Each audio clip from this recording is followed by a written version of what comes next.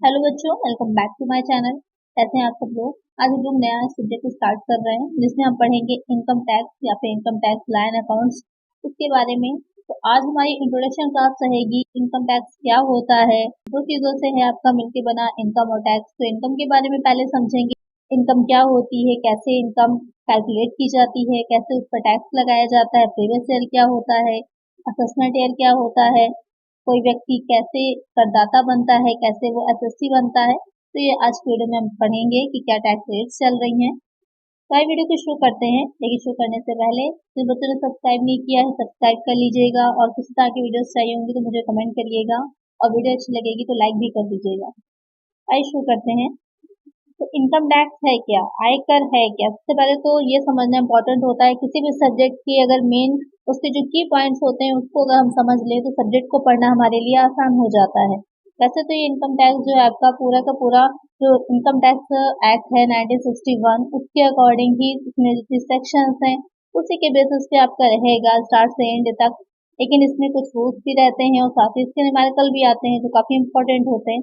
तो थोड़ा theory portion है और थोड़ा न्यूमेरिकल पोर्शन है। सबसे पहले इनकम टैक्स है क्या, हम इसका बात कर रहे थे कि मीनिंग ऑफ इनकम टैक्स क्या होता है। क्योंकि नाम से क्लियर हो रहा है इनकम। इनकम क्या होती है, आय जो होती है।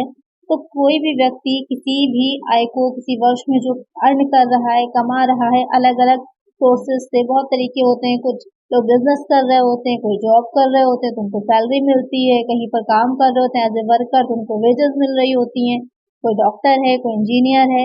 तो बहुत तरह से वो अपने इनकम को अर्न करते हैं, आय को कमाते हैं। उसके बाद उस आय पर उनको टैक्स देना होता है, कर लगाया जाता है। अगर उनकी इनकम एक जितनी गवर्नमेंट ने एक टैक्सेशन लिमिट बना रखी है उस सीमा के ऊपर जा रही है तो उनको टैक्स देना होता है, वही कहलाता है हमारा आयकर। अगर हम एक लाइन में डिफिनेशन की बात करें कि क्या होता है, तो आयकर आय पर लगने वाला एक वार्षिक कर होगा। ये प्रत्येक वर्ष में करदाता द्वारा वर्ष के दौरान कमाई गई करयोग आय पर लगाया जाता है, और करयोग आय का निर्धारण आयकर अधिनियम के अनुसार किया जाता है। मैंने पहले बताया था इनकम टैक्स एक्ट 1961, इसमें जो कुछ भी रहेगा आपका वो उसी के ही अकॉर्डिंग रहेगा। हमने ये समझ लिया इनकम टैक्स क्या है। तो जैसे अभी मैंने ये बात बोली कि करदाता द्वारा वर्ष के दौरान, तो करदाता कौन होता है, कैसे हम जानेंगे कि किस व्यक्ति को कर देना है। क्योंकि इनकम तो सभी की हो रही है ना, हर व्यक्ति की हो रही है, लेकिन सब टैक्स तो नहीं पे करते हैं। तो करदाता जो होता है वो कई तरह के होते हैं। एक व्यक्ति होता है, एक इंडिविजुअल होता है, कोई फर्म होती है, किसी की कंपनी होती है, या फिर एक संयुक्त फैमिली होती है, जैसे हिंदू अनडिवाइडेड फैमिली एचयूएफ जिसे शॉर्ट में बोला जाता है, या व्यक्तियों का समुदाय होता है, सहकारी समितियां होती हैं, कोऑपरेटिव सोसाइटीज या फिर ट्रस्ट होते हैं। तो ये सारे ही क्या होते हैं जो एसएससी हो सकते हैं, करदाता हो सकते हैं। कैसे होंगे इसे हम आगे पढ़ेंगे। इसकी भी कुछ कंडीशंस होती हैं, इसमें उनका ये डिसाइड किया जाता है कि किस आय को उन्हें कर देना है, कब नहीं देना है, या फिर ये देखा जाता है कि उनका रेजिडेंशियल स्टेटस निवासी स्थिति क्या है, वो आगे चैप्टर्स में पढ़ेंगे। तो ये हो जाते हैं सारे आपके करदाता एसएससी जिन्हें की कर देना होता है। कब देना पड़ता है, तब जब उनकी जो भी गवर्नमेंट ने उस वर्ष जो टैक्सेशन लिमिट है उसके अबव निकलती है उनकी इनकम। तो एग्जेम्प्टेड एक लिमिट बनाई है कि इस आय तक उनको कर नहीं चुकाना है, उसके ऊपर अगर उनको इनकम होती है तो उन्हें टैक्स देना होगा। क्योंकि वो जो लिमिट्स होती है, रेट्स हैं, वो पर ईयर चेंज हो जाती हैं। तो उसी जो भी आपका कर निर्धारण वर्ष चल रहा होगा, असेसमेंट ईयर चल रहा होगा, उसके अकॉर्डिंग ही रहेंगी। तो यहाँ पर ये हो जाता है आपका कि एसएसटी क्या है या फिर कौन व्यक्ति है जो कर देते हैं। अब एक ब्रीफ में हम इसका देख लेते हैं हिस्ट्री की, कि पहली बार जो लगाया गया था कब लगाया गया था। अगर आपसे पूछा जाता है कर क्या है तो आप इसको भी ब्रीफ में दे सकते हैं, आपका आंसर अच्छा रहेगा।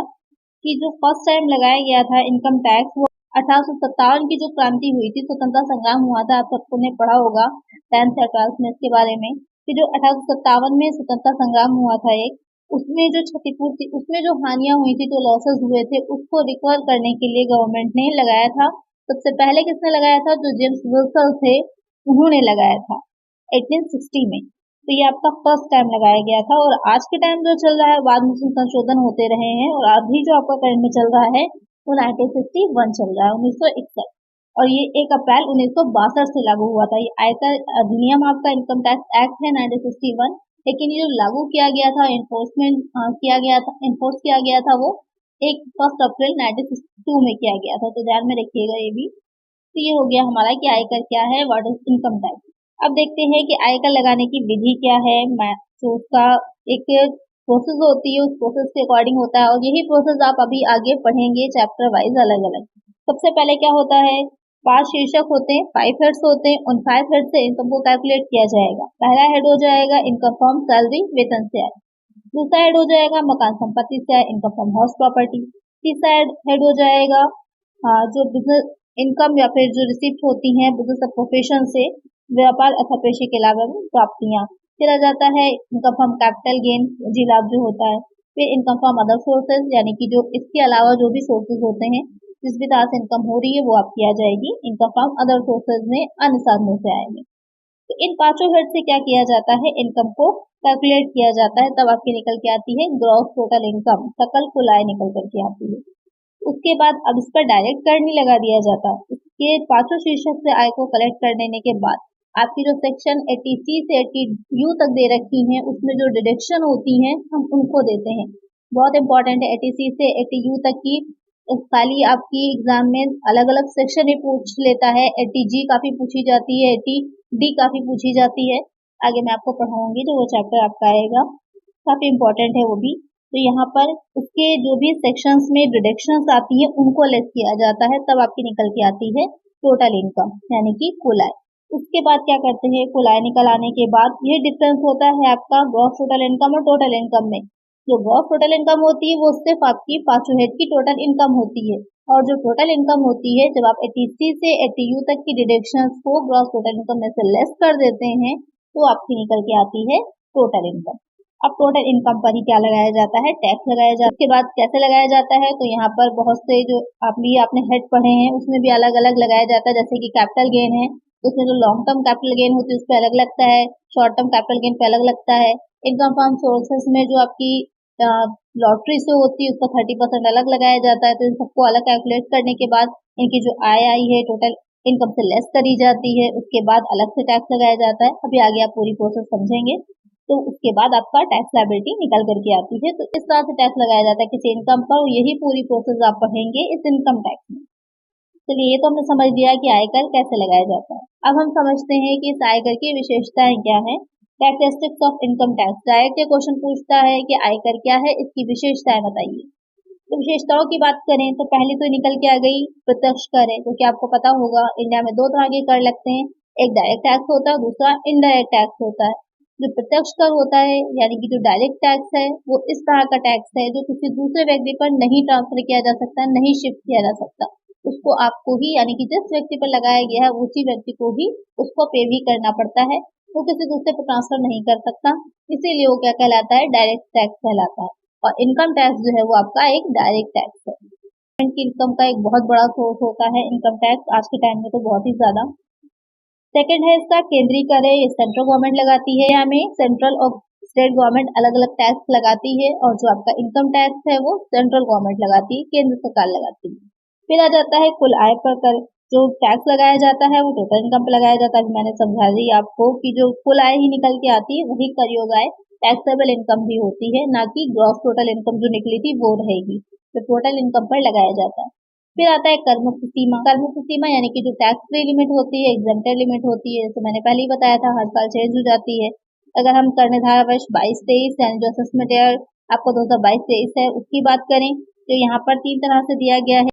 तो सामान्य निवासी हो जाते हैं जो व्यक्ति रहेगा, उसके बाद आपका वरिष्ठ हो जाता है, फिर अति वरिष्ठ हो जाता है। तो सब में अलग अलग तरह से दे रखा है।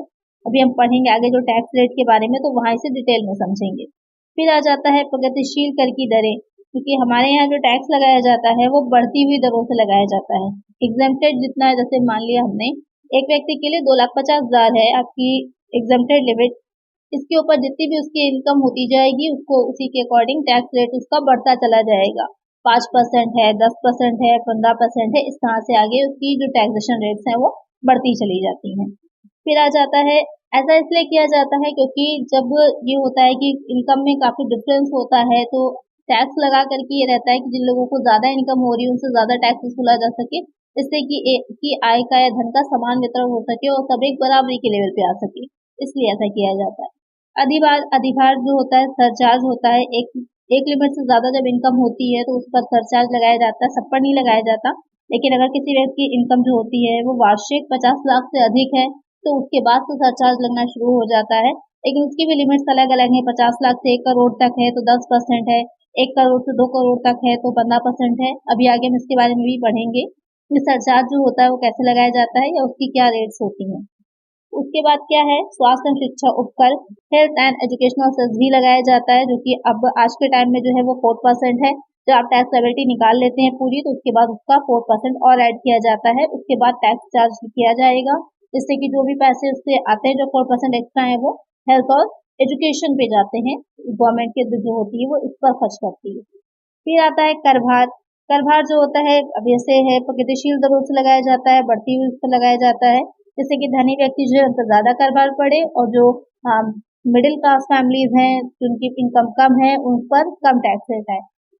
फिर आता है प्रशासन कि आयकर कौन लगाता है, तो इसके लिए आपका एक अलग से इनकम टैक्स डिपार्टमेंट है, आयकर विभाग है जो लगाया जाता है। और उसका जो पूरा कैसे चलता है तो उसका आपके लिए एक CBDT central board of direct taxes केंद्रीय प्रत्यक्ष कर बोर्ड बनाया गया है, जो कि उसका पूरा विनियमन करता है और उसके नियंत्रण में ही आयकर विभाग काम करता है। फिर आ जाता है आयकर की राशि का बंटवारा। हमारी जो गवर्नमेंट है उसने इनकम टैक्स को वसूल लिया, इनकम टैक्स को जो है सबसे ले लिया, लेकिन अब उसका क्या किया जाता है, जो केंद्र सरकार है या फिर जो आपके राज्य सरकार है उनके बीच में उसका बंटवारा किया जाता है, उसको डिवाइड किया जाता है। वित्त आयोग होता है, फाइनेंस कमीशन होता है, उसकी सिफारिश के आधार पर उनके बीच में बंटवारा किया जाता है कि किसको कितना हिस्सा मिलना चाहिए। तो ये हो जाएगा आपका आयकर की विशेषताएं या फिर कैरेक्टरिस्टिक्स ऑफ इनकम टैक्स। अब देखते हैं जो अभी टैक्स रेट की हम बात कर रहे थे, जैसे मैंने बताया था कि 3 तरह से हैं, तो आइए देख लेते हैं। तो जो वरिष्ठ नागरिक होते हैं, वरिष्ठ नागरिक का मतलब यहाँ पर हो जाता है वो व्यक्ति जिनकी आयु जो होगी वो 60 वर्ष से 60 ईयर्स से ज्यादा है और 80 ईयर्स से कम है, वो हो जाएंगे। उनको 3 लाख तक क्या है छूट दे रखी है, शून्य रहेगा। 3 लाख के ऊपर उनका 2 लाख जो होगा वो 20% आएगा, फिर अगले 5 लाख पर उनका 30% आएगा। लाख पर क्या है उनको कोई भी टैक्स नहीं देना है। अगर 3 लाख तक, यहाँ पर एक चीज ध्यान रखिएगा, वार्षिक आय की बात हो रही है, एनुअल इनकम की बात हो रही है। अगर 3 लाख तक उनकी इनकम हो रही है तो शून्य, इनको कुछ नहीं चुकाना है। 2 लाख तक हो रही है तो 5% देंगे, उसके बाद अगले 5 लाख पर 20% देंगे, फिर जो उसके बाद रिमेन इनकम होगी उस पर 30% वो चुकाएंगे। इसी तरह अति वरिष्ठ नागरिक है जो 80 वर्ष से अबव की जिनकी एज होगी उनके लिए 5 लाख तक कर मुक्त है, फिर अगले 5 लाख को 20% देंगे और बाकी की जितनी रिमेन इनकम होगी उस पर 30% देंगे।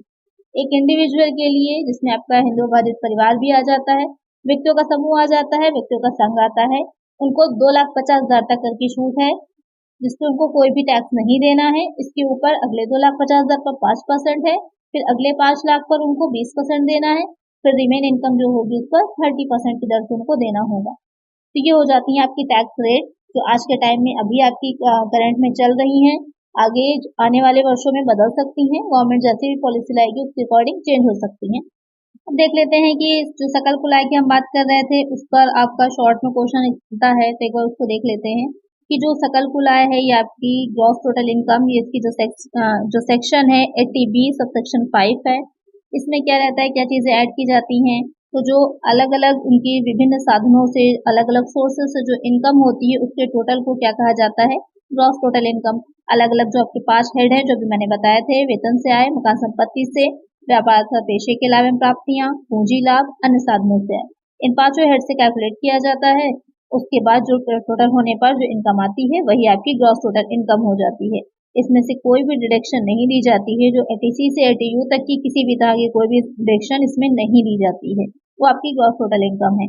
हाँ, जैसे आपका जो ऐसे इनकम फ्रॉम हाउस प्रॉपर्टी है तो इसमें अंदर आपको सेक्शन 23 सेक्शन 24 के अंडर में दिया जाता है डिडक्शन जो होती है वो इसको इसी की टोटल इनकम निकालने में दी जाती है इनकम फ्रॉम हाउस प्रॉपर्टी से। यहाँ पर उसकी बात नहीं हो रही है, जो सेक्शन 86 से 80U तक की डिडक्शन है उन्हें नहीं दिया जाएगा।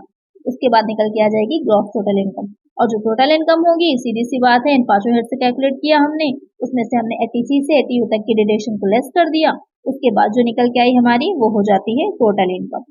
अब एक बहुत अच्छा क्वेश्चन बनता है, इन दोनों के बीच में अंतर बताइए। एग्जाम में अक्सर पूछा जाता है कि सकल कुल आय और कुल आय के बीच में क्या डिफरेंस है, क्या अंतर है। आइए देख लेते हैं। तो सकल कुल आय होती है 5 शीर्षकों से जोड़ने के बाद जो निकल के आती वो बनती है, और उन्हीं 5 शीर्षकों से जब हम जोड़ करके निकालते हैं सकल कुल आय को, उसमें से 80 से 80U तक की डिडक्शन को लेस कर देते हैं तो हमारी टोटल इनकम बन गई। जो सकल कुल आय है उसको राउंड ऑफ नहीं किया जाता और कुल आय को 10 के निकटतम गुणांक से राउंड ऑफ कर दिया जाता है। जैसे कि अगर आपकी इनकम निकल के आ रही है 2,03,466, तो उसको राउंड ऑफ करके जो 66 है आपका वो लास्ट में 70 बन जाएगा और उसको वहां पर लास्ट वाला अंक जो होगा वो 0 हो जाता है। 5 से अधिक है तो राउंड ऑफ कर दिया जाता है, एक अंक बढ़ा करके अगर 5 से कम होता है तो छोड़ दिया जाता है। फिर आ रहा है कि सकल कुल आय पर कर नहीं लगाया जाता है और कुल आय पर निर्धारित दरों से कर की गणना की जाती है। सकल कुल आय किसी भी दिशा में कुल आय से कम नहीं हो सकती, लेकिन कुल आय जो होती है वो सकल कुल आय से कम हो सकती है, क्योंकि जब डिडक्शन हम देंगे तो ऑटोमेटिक वो कम हो जाएगी। अगर कोई डिडक्शन नहीं बन रही होगी तो उतनी ही रहेगी, तो बराबर भी हो सकती है, कम भी हो सकती है, लेकिन ज्यादा नहीं हो सकती। सकल कुल आय में कृषि आय शामिल नहीं की जाती है।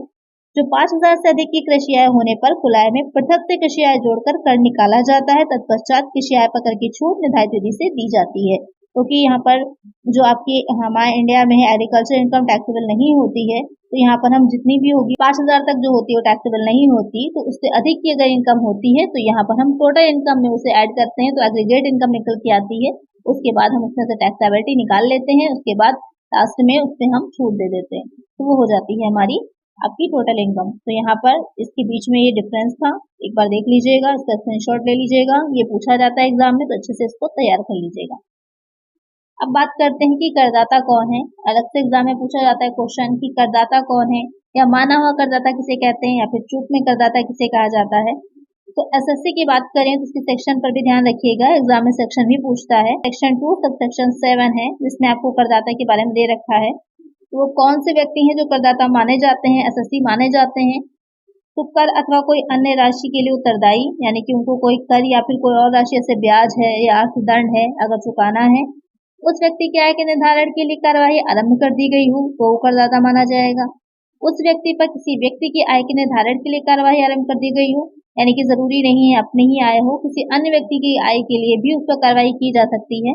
जैसे कि कोई व्यक्ति है जिसकी आयु 18 वर्ष से कम होती है, तो जो उसका संरक्षक होता है, जिसके अंडर में वो होता है, जिसने रिस्पॉन्सिबिलिटी उसकी ले रखी होती है, तो उसकी तरफ से जो माइनर है 18 ईयर्स का नहीं है, उसकी तरफ से इनकम टैक्स चुकाने के लिए वही व्यक्ति उत्तरदायी होगा जो उसका संरक्षक होता है।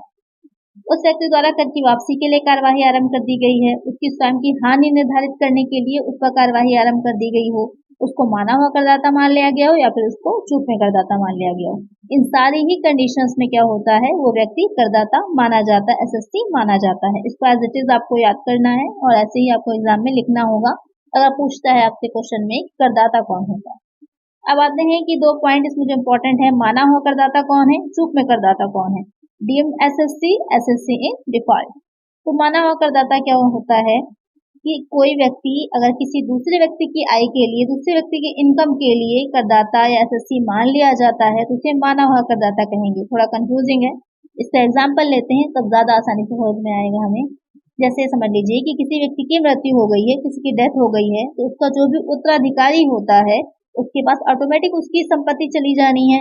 लेकिन अगर उस संपत्ति पर किसी भी तरह का, उसकी आय पर किसी भी तरह का टैक्स चुकाना बाकी था, तो उस टैक्स को चुकाने के लिए अब जिस व्यक्ति के पास जाएगी उसकी प्रॉपर्टी, जो उसका उत्तराधिकारी है, वो व्यक्ति ही, वह उत्तराधिकारी ही उस पर टैक्स चुकाने के लिए उत्तरदायी भी होता है, रिस्पॉन्सिबल भी होता है। इसलिए वो व्यक्ति क्या माना जाएगा, करदाता माना जाएगा, एसएससी माना जाएगा। लेकिन किस तरह का, माना हुआ, डीम्ड एसएससी माना जाएगा।